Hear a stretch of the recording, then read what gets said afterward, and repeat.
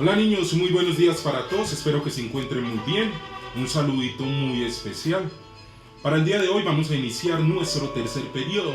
Aquí vamos a partir de unos elementos que nos van a ayudar a seguir configurando el trabajo que venimos realizando.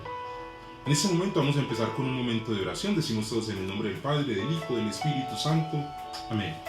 Hoy inició con la oración y vamos a contar una historia. La historia se llama La Vaca. Resulta que había un señor y el señor quería ser cada vez más sabio. Y entonces se fue a visitar a un gran monje en el Tíbet. De pronto se fue ante el monje y le dijo: hola monje, lo que pasa es que yo quiero ser más sabio. Necesito que tú seas mi maestro. Entonces empezaron el proceso, pero el monje siempre permanecía en silencio y el señor caminaba detrás de él. De pronto, un día el monje le habló y le dijo: hoy voy a develarte el secreto del éxito. Pronto llegó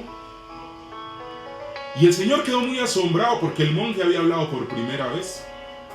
Y el monje le invitó a que lo siguiera. Entonces se pusieron a caminar, cuando de pronto a lo lejos divisa un hogar, y en ese hogar había una familia.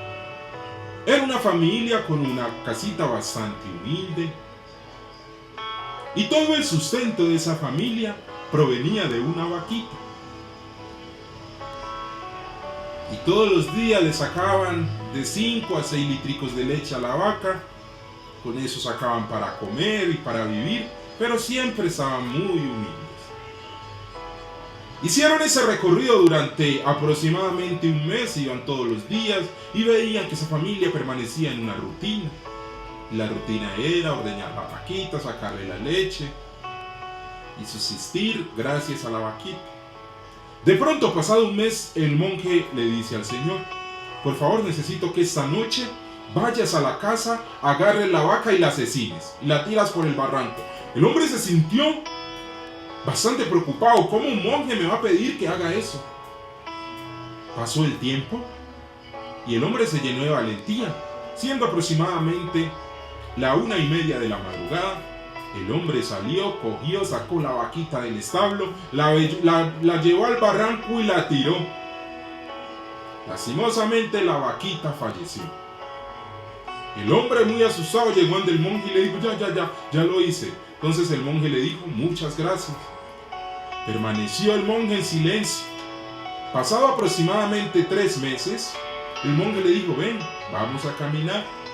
El hombre seguía sin entender nada, cuando de pronto a lo lejos divisa y vio que su casa tenía una mejora, que ya no tenían una vaca sino 5, y aparte tenían gallinas, tenían terneros, y aparte de eso estaban sembrando frutos, y aparte de eso la familia se veía muy feliz.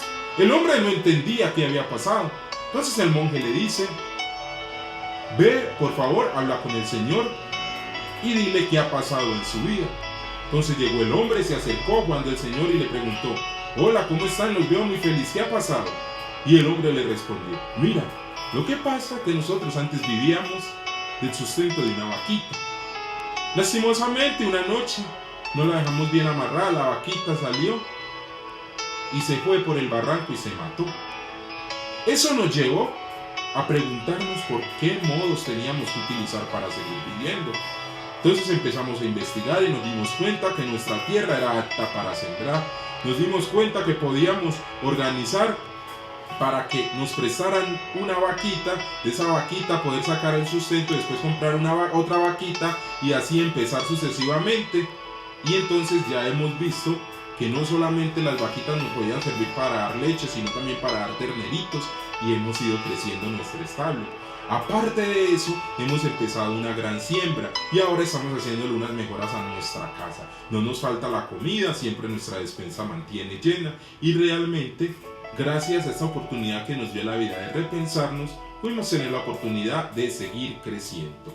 Colorín colorado, este cuento se acaba.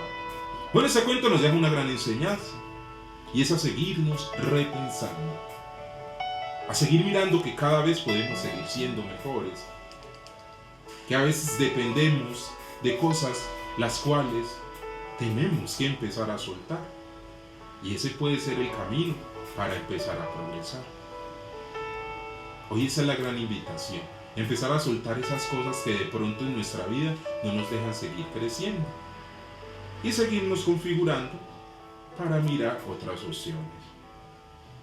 Y como hoy nos dicen y muchos adultos comentan, hay que repensarnos. Eso también tiene que pasar con nuestra vida.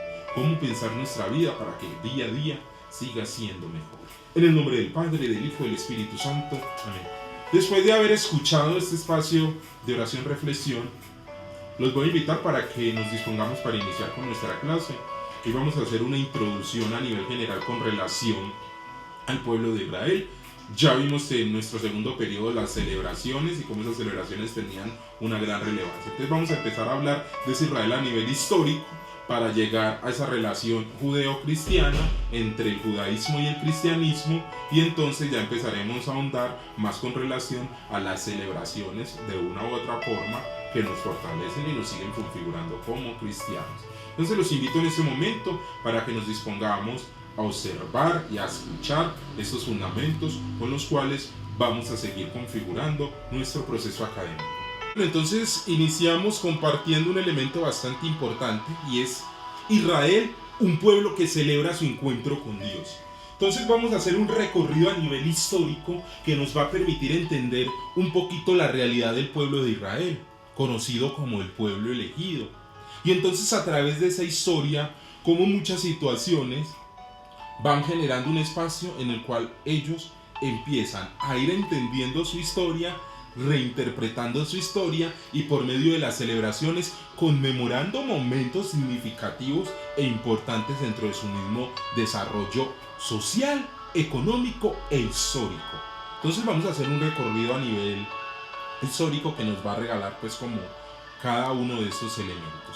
Para comprender la trayectoria de la religión judía es indispensable analizarla con base en su contexto histórico. Entonces es realmente la historia la que nos permite lograr ir interpretando y lograr ir acomodando cada una de las situaciones que Israel vive como pueblo, y desde esa misma realidad cómo interpreta su experiencia de encuentro con Dios.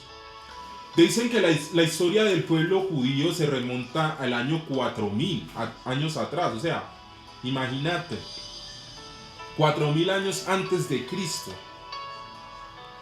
En ese entonces, el patriarca Abraham fue llamado para ser fundador de un nuevo pueblo, el portador de la creencia de un solo Dios. Entonces partimos de un elemento. La historia de Israel se remonta a 4000 años atrás, antes de Cristo. Frente a eso vemos que hay un gran patriarca. Es el padre de una gran nación, y esa nación se llama Abraham. Hay una canción muy bacana que ahora después la hagamos, que dice: muchos hijos tiene el padre Abraham tiene muchos hijos, yo soy uno, tú también, alabemos todos al Señor. Mano derecha, muchos hijos tiene el padre Abraham tiene muchos hijos, yo soy uno, tú también, alabemos todos al Señor. Mano derecha, mano izquierda. Y así empezamos a tocar cada una de las partes del cuerpo. Espero pues en la próxima clase iniciar con esta gran dinámica para que la hagamos así en la casa, todos llenos de mucha energía. Entonces hablamos de que Abraham es un gran padre. Es ese padre que de una u otra forma crea al gran pueblo de Israel. Y aparte es portador de la creencia de un solo Dios. O sea que hablamos de una realidad monoteísta. Cuando hablamos de una realidad monoteísta es cuando hace referencia a un solo Dios. Mono de una, de uno, de un Dios. Teo de Dios, monoteísta, un solo Dios. Habían otras realidades o habían otros pueblos, como lo era por ejemplo el pueblo griego, o hablando un poquito en esa misma realidad nos podríamos remontar a los que han escuchado por ejemplo los vikingos, que ellos eran muy politeístas. Cuando hablamos de politeísta hablamos de varios dioses, varios, Teos, Dios. Entonces, vemos que la realidad que vive el pueblo de Abraham es un pueblo el cual cree en un solo Dios. Es un pueblo monoteísta. Es un pueblo que distingue que solo hay un Dios. Entonces, es importante entender todo este engranaje a nivel histórico, porque el que no conoce su historia está condenado a repetirla. Entonces, ¿cómo nace todo este proceso en el que Dios escoge a su pueblo? Él primeramente escoge a Abraham, y de Abraham empieza ese gran proceso en el cual él empieza a configurar el encuentro del amor, el encuentro de la fraternidad. Bueno, ahora vamos a hablar de algo muy importante, que es la Torá o el Pentateuco. Sabemos que la Torá es el libro sagrado de los judíos. Dicho en otras palabras, viene a ser la Biblia de ellos. Pero también se llama el Pentateuco. Pentateuco, hacemos referencia a los primeros 5 libros de nuestra Biblia, que son el Génesis, el Éxodo, el Levítico, el Deuteronomios y el Números. Entonces son estos 5 libros que conforman la Torá, por eso se llaman el Pentateuco, porque penta viene de 5. Entonces precisamente hace referencia a esos 5 primeros libros. Relata que cuando el hambre azotó la región de Jacob, nieto de Abraham, junto con sus 12 hijos y su familia, se establecieron en Gosén, al este del río Nilo, lugar en donde sus descendientes fueron sometidos a la esclavitud durante 4 siglos. Entonces partimos de un gran elemento. Primero, sabemos que hubo una situación muy compleja, que hubo una hambruna. Frente a esa misma hambruna, entonces el nieto de Abraham, que era Jacob, junto con sus 12 hijos y sus familias, se establecieron en Gosén. Realmente es una ciudad, digamos, a nivel histórica, que tiene una gran relevancia. ¿Por qué? Porque está junto del río. Históricamente, las personas se hacían junto del río porque siempre las tierras que están cerca de los ríos son tierras muy productivas, son tierras muy fértiles. Entonces, por ende, anteriormente los pueblos también, los que eran nómadas, los que andaban de un lugar para otro, se hacían cerca de los ríos. ¿Por qué? Porque el río es sinónimo de abundancia. Entonces tienen tierra fértil y aparte de eso tienen donde bañarse y aparte de eso tienen de dónde sacar la comida. Pero tuvieron una gran dificultad, y es que los descendientes fueron sometidos a la esclavitud durante 400 años, porque cada siglo vale 100 años, o sea que fueron esclavizados durante 400 años. Es importante que nosotros empezamos a entender cada uno de estos elementos, porque son los que nos van a permitir ubicarnos a nivel histórico.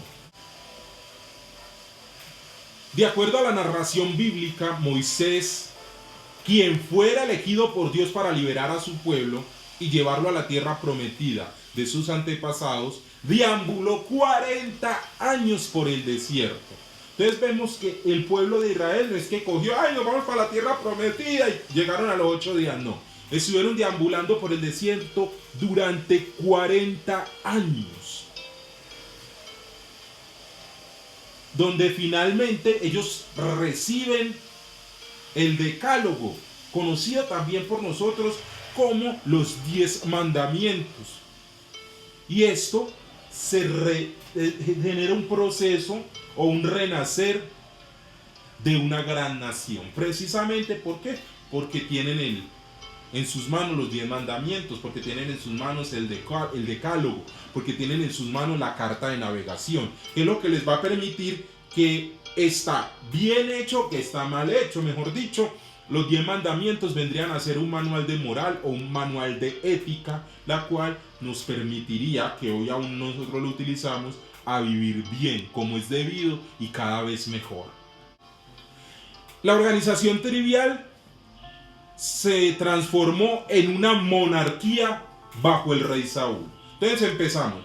que ellos estaban organizados, entonces los encargados eran pues como los ancianos, pero no había quien llevara la batuta. Entonces se crea una monarquía. La monarquía es uno de los tantos sistemas de gobierno.